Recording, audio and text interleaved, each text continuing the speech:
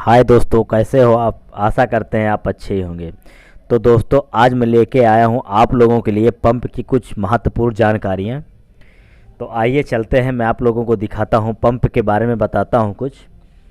Pump की setting कैसे करनी है और पंप की टाइमिंग क्या है। तो आइए चलते हैं, बताता हूं। ये देखिए, ये जो आपके नीचे गाटर लगी हुई है, पिन लगी हुई है, और इसमें छोटा सा एक आप लोगों को निशान लग रहा है गाटर के, और ये निशान को सामने रखना है, यानी गाटर के बीचों बीच आप लोगों को जो है रखना है पंप को।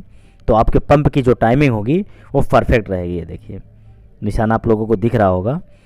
ये पंप और जो आपकी काटर है वो आमने सामने होनी चाहिए, तो आपका जो पंप का टाइमिंग है वो बराबर A to Z रहेगा। ओके, ये चीज़ को जो है गैप नहीं करना, आप लोगों को इधर उधर नहीं करना, जस्ट सामने ही रखना है। ठीक, तो आपका टाइमिंग बिल्कुल परफेक्ट रहेगा। और ये रहेगी आपकी लॉक पत्ती। ये जो आप 10 नंबर का बोल्ट देख रहे हैं, यहाँ से आपका पंप लॉक होता है। जैसे कि हम टाइमिंग मिला दिए, टाइमिंग मिलाने के बाद जो है इस पंप को हमें टाइट कर देना है, इस बोल्ट को पंप टाइट कर देना है। इसके अंदर एक रॉड रहता है, जो कि आपकी ये जो रॉड गई हुई है, सापट गई हुई है, इस सॉपट में एक होल होता है जिससे कि वो टच करके रखता है। ओके, और अब बात करते हैं, आपकी ये एक्सीलेटर है। ये देखिए एक्सीलेटर है, यहाँ से आपका एक्सीलेटर लिया जाता है। तो दोस्तों, यदि आपका आरपीएम जो है 30, 35, 40 के आसपास है, अगर आप लोगों को आरपीएम बढ़ाने के लिए पीछे की ओर करना है, आरपीएम को बढ़ाने के लिए, ये जो बोल्ट आप लोगों को दिखेगा, ये देखिए जो बोल्ट लगा हुआ है, ये बोल्ट, अगर आप लोगों का आरपीएम 30, 35 नहीं है, 25, 24 है, तो आरपीएम आपको बढ़ाना है, तो इस बोल्ट को ढीला करके आपको जो है पीछे की ओर लेना है। ये देखिए, ये इसको खोल के पीछे की ओर लेना है। ओके, और यदि आपका जो है आरपीएम कम है तो उसको खोल करके, यानी कसना है उसको, फिर इसके बाद आपको कसना है बोल्ट को। बोल्ट को आप कसेंगे तो आरपीएम आपका जो है कम हो जाएगा। जैसे 35-40 हो जाता है तो आपका आरपीएम कम हो जाएगा। तो अब चलते हैं, जो आपका है ये आपके करंट का है स्विच, सोलेनॉइड स्विच आप जिसे बोलते हैं, सोलेनॉइड स्विच। ये आपकी सोलेनॉइड स्विच है, ये जो स्टार्टिंग का काम करती है।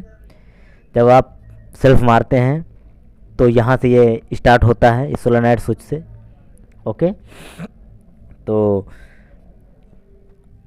और ये है जो आपका, ये है दोस्तों डीजल कम और ज़्यादा करने के लिए। ओके, ये क्या है, डीजल को कम और ज़्यादा करने के लिए है।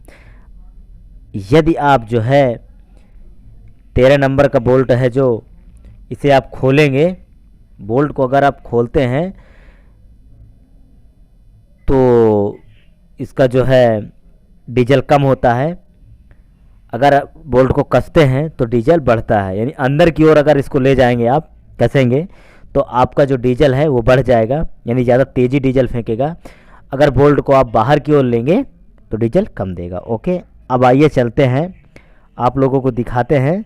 ये देखिए आरपीएम, जैसे आइडल यानी हम चला के गाड़ी को छोड़ देते हैं, कोई एक्सीलेटर नहीं लेते हैं, फिर भी आपका आरपीएम जो है 7 पे है, 7 पे 8 पे है। तो इस बोल्ट को जो है 12 नंबर का जो आपका बोल्ट है, सॉरी, जो आपका 13 नंबर का नट रहेगा,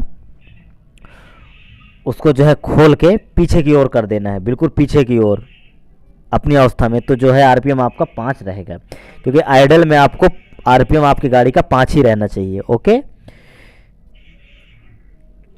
तो अब जो है चलते हैं, आपको मैं कुछ लाइनों के बारे में बता दूं, जो कि आप नोजल में सेटिंग करते हैं, है ना। तो उसके बारे में भी आप लोगों को जानकारी होनी चाहिए कि कौन सा पाइप कहाँ पे लगेगा, कहाँ पे नहीं लगेगा।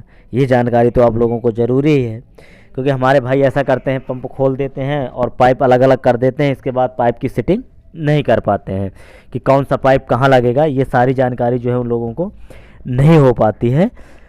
तो इसलिए मैं आप लोगों को जो है अब पंप के पाइप के बारे में बताता हूँ, जो पंप से नोजल में जाते हैं पाइप, उसकी जानकारी है दोस्तों।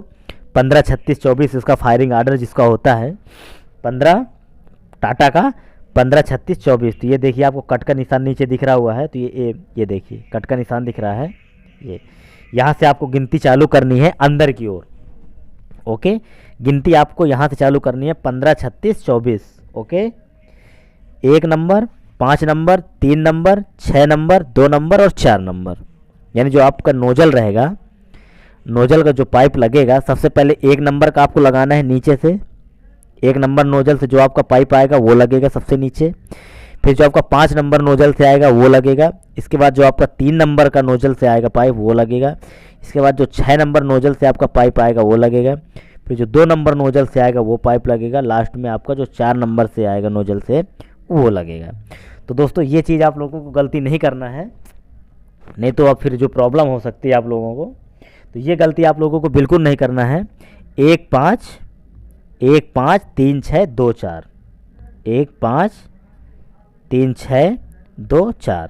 ओके, तो दोस्तों ये इसका फायरिंग आर्डर है 15 36 24। हमारी टाटा का जो है गाड़ी का है इंजन का। तो दोस्तों ये देखिए यहाँ पर एक आपका जो है रिटर्न पाइप लगता है। ये देखिए रिटर्न पाइप लगेगा आपका इस जगह पे, और ये 12 नंबर का एक बोल्ट है। छोटा इसमें पाइप रहता है जो पंप से लगा के हेड में लगता है आपका। ओके, छोटा पाइप रहता है पंप से हेड में लगता है, जो कि ये हवा के लिए होता है, एयर के लिए। तो दोस्तों ये लगाना ज़रूरी होता है क्योंकि ये पंपिंग करता है, यानी एयर बनाता है। जैसे अपना ट्यूब होता है, लोड पड़ने पे दबता है और जैसे ही लोड ख़त्म होता है तो फिर बराबर अपनी अवस्था में आ जाता है, पंपिंग करता है ये। तो इसलिए ये पाइप को लगाना दोस्तों ज़रूरी होता है, और ये लगाना आप भूले भी ना, नहीं तो भारी नुकसान हो सकता है आपका।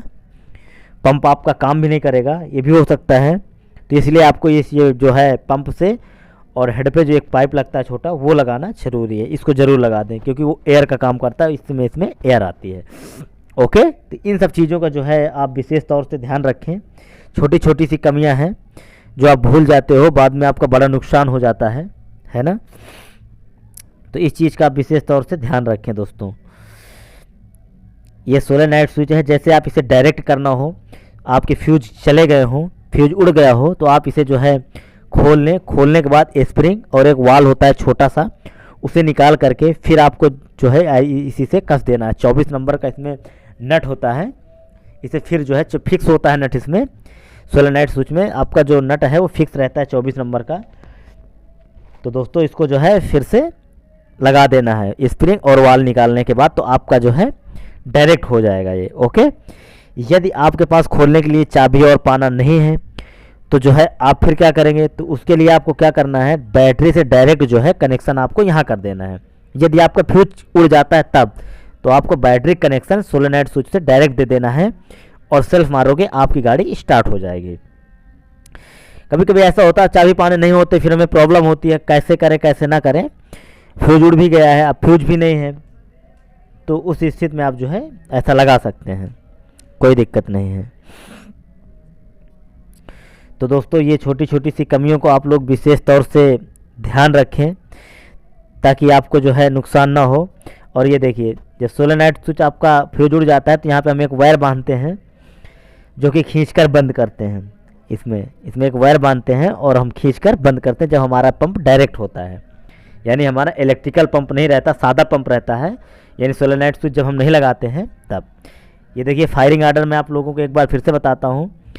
1 5 3 6 2 4 राउंड से ही लगेगा। नीचे जो कट है, कट से गिनती आपकी चालू होगी। 1 number, 5 number, 3 number, 6 number, 2 number, 4 number. तो दोस्तों फाइनली जो है पंप की सारी जानकारियाँ मैं आप लोगों को दे चुका हूँ।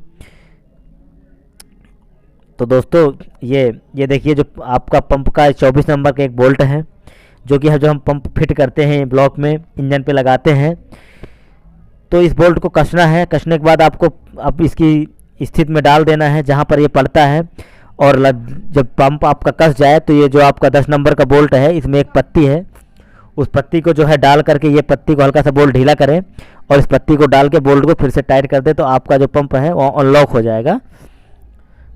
अनलॉक करने के बाद आपको इसको 10 नंबर के बोल्ट को फिर कस देना है और पाइप फिटिंग करने के बाद आप सेल्फ मार के स्टार्ट कर सकते हैं। तो आशा करते हैं दोस्तों आप लोगों को वीडियो अच्छी लगी हो तो लाइक शेयर एंड सब्सक्राइब करें और कमेंट करना ना भूलें दोस्तों। फिर मिलेंगे किसी लिए अगले नए वीडियो के साथ, तब तक के लिए टाटा बाय बाय।